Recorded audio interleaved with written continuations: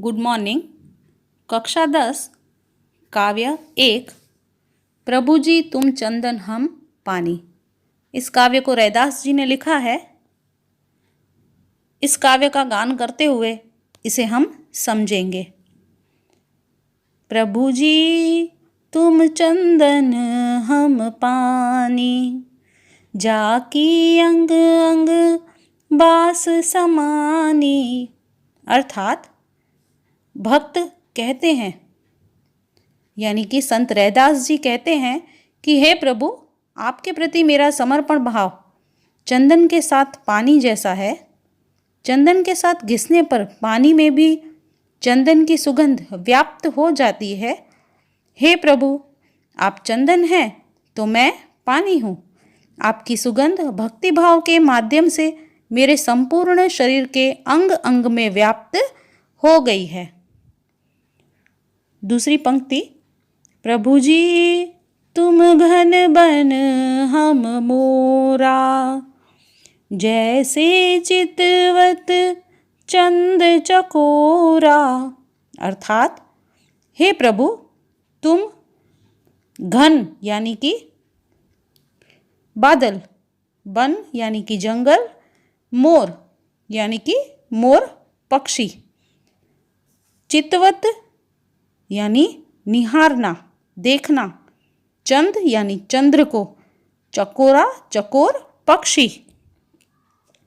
अर्थात संत रैदास जी कहते हैं कि हे प्रभु, आप मेरे लिए बादल जैसे हैं और मैं अपने आप को जंगल का मोर मानता हूँ। जैसे वर्षा ऋतु में काले काले बादलों को देखकर मोर मगन होकर नाचने लगता है, उसी तरह मैं आपको निहार कर मदमस्त हो जाता हूँ। हे प्रभु, जैसे चातक पक्षी चंद्रमा को देखता रहता है, उसी प्रकार मैं भी सदा आपकी भक्ति में सदा डूबा रहता हूँ। प्रभु जी तुम दीपक हम बाती, जाकी ज्योति बर दिन राती। अर्थात प्रभु जी दीपक यानी कि दिया, बाती यानी कि ज्योत, लौ, ज्योति यानी कि जलना, दिया जैसे जलता है, बरे दिन राती, दिन और रात का समय जब होता है तब। तो अब इसे समझेंगे हम। संत रैदास जी कहते हैं कि हे प्रभु, मेरी भक्ति दीपक में जलने वाली बाती की तरह है। जिस प्रकार दीपक की बाती अपने आप को जलाकर दीपक के साथ बने रहने में सुख का अनुभव करती है, उसी प्रकार मैं भी अपना अस्तित्व खोकर केवल आपकी भक्ति का अभिलाषी हूँ। प्रभु जी तुम मोती हम धागा, जैसे सो नहीं मिलत सुहागा। अर्थात प्रभु जी तुम यानी भगवान से रैदास जी कहते हैं कि मोती हैं आप और हम धागा हैं। सोनही का अर्थ होता है सोने में, सुहागे का अर्थ होता है एक ऐसा क्षार द्रव्य जो सोने को गलाने के काम में आता है। तो संत रैदास जी कहते हैं कि प्रभु, आप मेरे लिए सुंदर और चमकदार मोती की भांति हैं और मैं अपने आप को वह धागा मानता हूँ जिसमें मोती पिरोए जाते हैं।